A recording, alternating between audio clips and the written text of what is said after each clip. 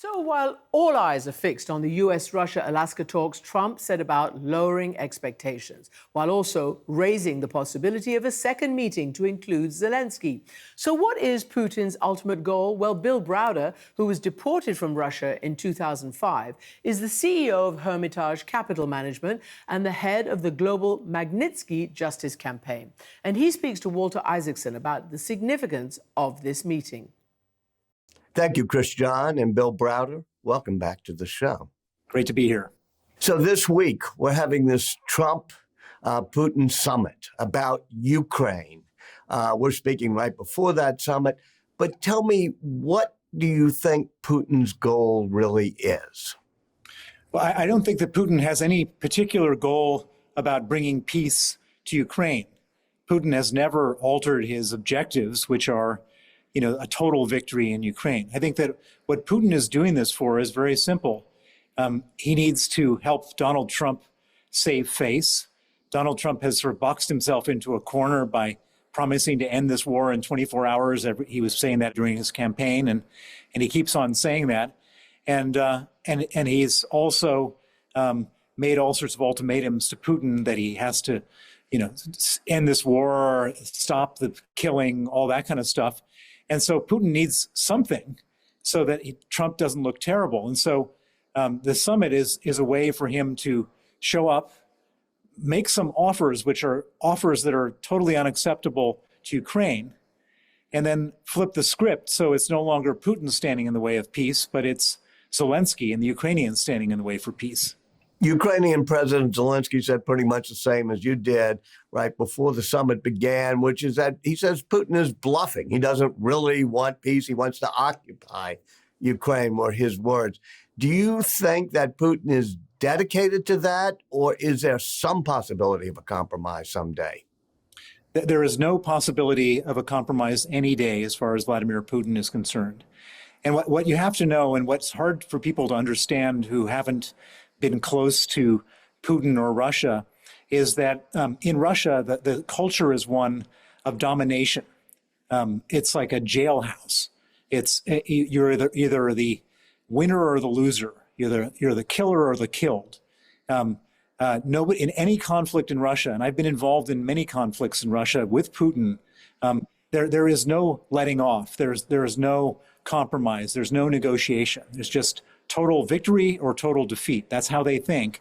And moreover, because of that, Putin is in a very precarious position himself. Once you start a fight, if you do anything that you show weakness, then the people underneath you who want your job, want your position, want your privileges, will use that against you to say, look, this guy is not tough. He's not a proper, uncompromising Russian. We could do better. And then Putin was in a position where he potentially could lose power. And so, and by the way, for Putin, losing power means Putin loses his life. So for him, this is a truly existential battle. This is a battle for his own survival. And he has no intention of compromising. He has no intention of negotiating or in any way showing any type of leniency or halfway towards what the Ukrainians would need to come to a deal. So what you're really saying is that for President Putin, it's in his interest for the war to keep going on. If this war ends in any way other than total occupation of Kyiv, which it won't, he's in a precarious position, you say. That's correct.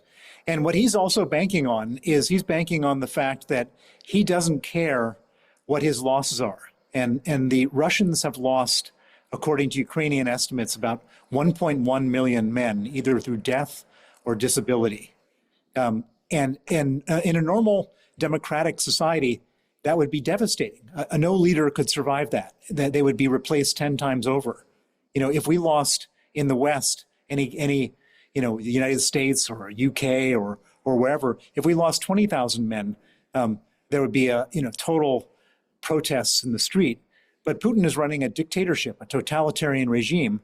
And so those kind of losses don't affect him because he doesn't need public support. He just needs public fear, which is what he's got.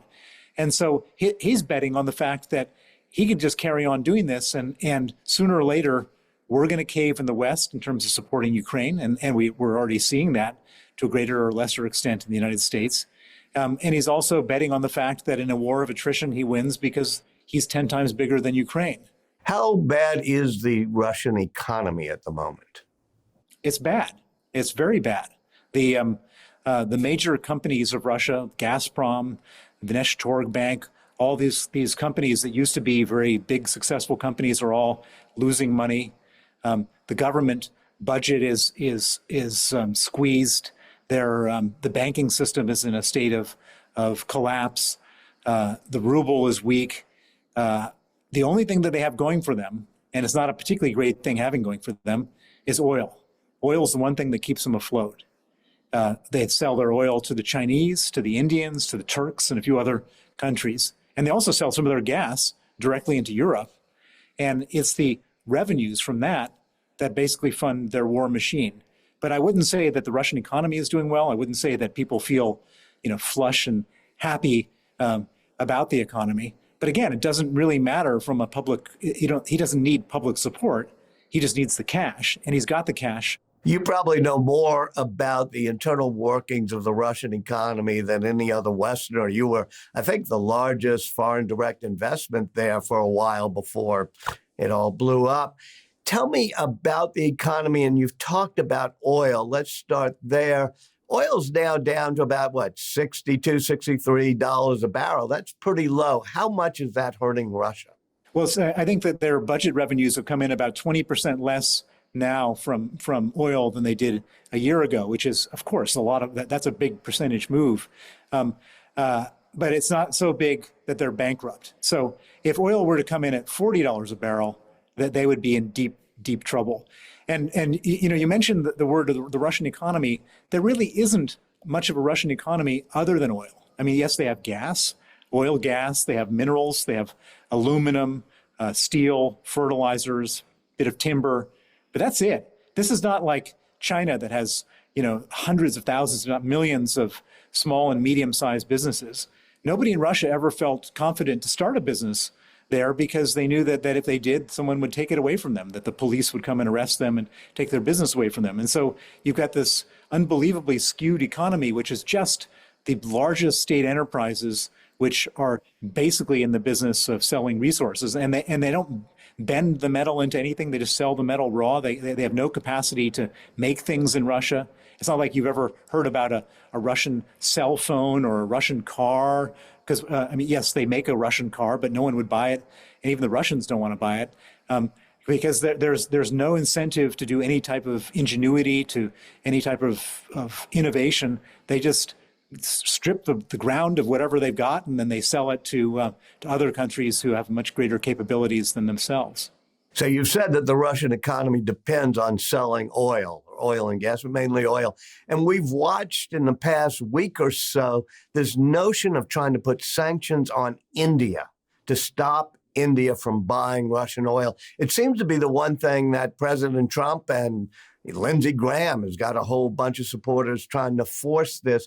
How realistic is that? And could you stop India from buying Russian oil? What would that do to Russia?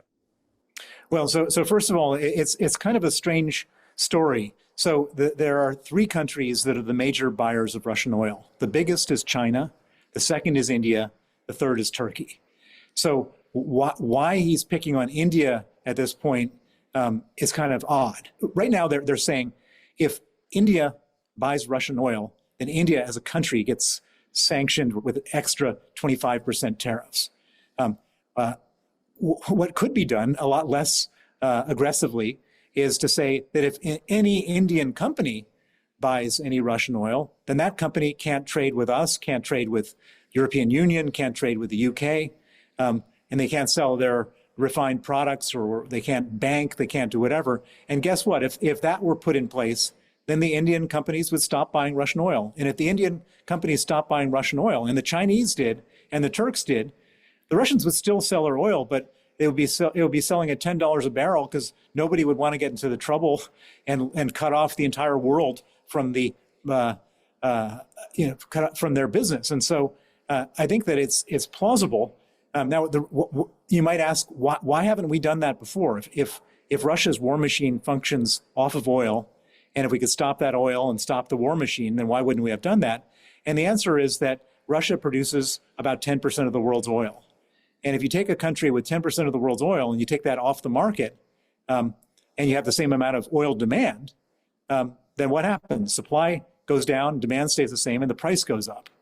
And we're living in a world where inflation has been plaguing most central banks and most governments and most politics, and nobody wants inflation to go up. And so there's this very fine line between, how do you balance out your inflation objectives with how do you balance out trying to end this war? And up until now, everybody has been really tiptoeing around this issue. Could India just end this war if India decided it wanted to just stop all imports of oil, or would that not help? Well, then the Chinese would say, we'll take that supply as long as you give it to us at another 20% discount. So you need to have India and China out of the picture in order to make this thing happen. What then could be done economically to put even more pressure on Vladimir Putin? Well, there's basically two things. One is, as we've been talking about, the oil. And the second thing is that when the war started, the West, the United States, the EU, Canada, UK, Australia, froze $300 billion of Russian central bank reserves that were held in the West. And that money has sat there in Western banks, Western central banks, and that money could be confiscated, and it should be confiscated. And if that money is confiscated and then given to Ukraine, and the damage is greater than that amount that they've done to Ukraine, and that money is owed to Ukraine, then Ukraine could afford to basically fund the war. All this talk about who's going to pay for it goes away, and Ukraine would have the resources then to look Russia in the eye and say, okay, we're going to be fighting you right up till the end. And then again, that puts Ukraine in a much stronger negotiating position and Russia in a much weaker negotiating position. Well, but Bill, you've been pushing for that for 2 years and nothing's happened. Why not? Well, something has happened. I mean, it's an obvious thing. I mean, I'm sure everybody who's listening to this conversation would say, yeah, Russia started the war. They invaded the country. They did $1 trillion of damage. We have $300 billion of their money. Of course we should take it. And then you've got a bunch of lawyers whispering in the ears of their presidents and prime ministers saying, well, that's complicated, et cetera. But slowly but surely it's coming, that idea has come around. And so they have agreed, the governments of the world, that they can confiscate the interest on that money, which is, in my mind, legally the same as confiscating the whole amount. But it's kind of this negotiating with oneself type of thing where you sort of take baby steps instead of taking the whole step. I'm pretty sure at the end of the day, as this war continues, and I think this war will continue, I don't think that the war is going to come to an end anytime soon. At the end of the day, a lot of these European governments who have to make a choice, do they want to raise taxes on their own citizens or do they want to confiscate Vladimir Putin's money to support the war, will say, I think it's easier to confiscate Putin's money. You know, this week's Alaska summit, do you think there's a real problem of not having Zelensky being part of these negotiations? And can Trump and Putin try to just negotiate them themselves? Well, I think that there are two parties in this war. There's Russia and there's Ukraine. And those are the two parties that have to negotiate. And to have Trump negotiate or sort of foist a deal onto Ukraine is sort of completely an inappropriate thing. Secondly, the U.S., since Trump has been elected, has stopped funding Ukraine. There's no bills in front of Congress for another $60 billion for Ukraine, et cetera. And that has been the U.S.'s main leverage, not its only leverage, but its main leverage. And so I don't think that Trump can say to Zelensky, you've got to give this up, you've got to give that up, you've got to agree to this, you've got to agree to that. I don't think I don't think he can make those demands and have Zelensky agree to them. And I don't think he can make those demands and have other countries in Europe who are also supporting Ukraine agree to that. You know, President Trump has said if he can't really get a lasting peace, maybe he'll just walk away from it and let this war continue. J.D. Vance, the vice president, has said Americans are sick of funding it. We're not going to fund it anymore. As you say, there are no more bills in front of Congress to fund it. What happens if the U.S. just walks away and quits funding this whole thing? Well, I mean, it has. The U.S. has already walked away. There is not any really explicit support. The Trump. Yeah, but there's still American weapons going to Ukraine off and on? So Donald Trump made a big deal about the Europeans buying the weapons from the American defense industry. And to the extent that Trump wants to cut off his own defense industry in order to make a political point, that just doesn't sound to me like Donald Trump. So I don't think there's a risk of that happening. There are some things that are really important. One is that the U.S. has unbelievable intelligence as far as satellite intelligence about what's going on the ground that nobody else can replicate. And when that's withdrawn, if that's withdrawn, that's not very helpful. But the main leverage that the U.S. has at this point is NATO. So the U.S. is I would say, the leader of NATO. You've got a bunch of other European countries that are part of NATO. And to the extent that Trump threatens NATO allies to say that I'm not going to do NATO if you continue to support the war, I think that's really where the leverage continues to be. And if he says, I'm going to walk away from NATO, that creates a much bigger problem, not just for Ukraine, but for the security of Europe more generally, which is why you've got all these European leaders tiptoeing around, trying to flatter him, trying to cajole him, having talks with him, because everybody's just trying to keep the transatlantic alliance going. So Trump doesn't do something abrupt and moves on to his next issue and forgets about all those threats that he made a week ago or a month ago or 6 months ago. Let me ask you a question I asked you 2 years ago, saying, this thing continuing is certainly not in Ukraine's interest. What happens if you just had a ceasefire in place and you said, okay, we're not going to resolve all the territorial issues now. We're going to have a peacekeeping force that keeps a ceasefire in place. Would Ukraine accept that? And is that some type of solution? I think Ukraine would accept that in a heartbeat. I think that would be a very good outcome at this stage of the game. Freeze the battle where it is. Nobody recognizes anything. Put up a bunch of demarcations, get a bunch of peacekeeping forces in there, real peacekeeping forces, have NATO threat to Russia. If you move any further, we'll come after you. I think that's all they want at this point. The Ukrainians just want to, as best as they can, get back to their lives. They don't want to accept that they've lost territory, but at the same time, they're not going to say we have to have it all back. I mean, they've made those statements, but I think they would jump at that deal in a heartbeat. And I think that's what the Europeans are telling Donald Trump right now, which is, there's no land swaps that are going to go on. There's no recognition of Crimea. That's not going to happen. But what could happen is we all just put down our weapons and then negotiate for the next 10 years, have a frozen conflict, but allow the killing to stop. I think that would be a solution that most everybody would get behind. Bill Browder, thank you so much for joining us again. Thank you.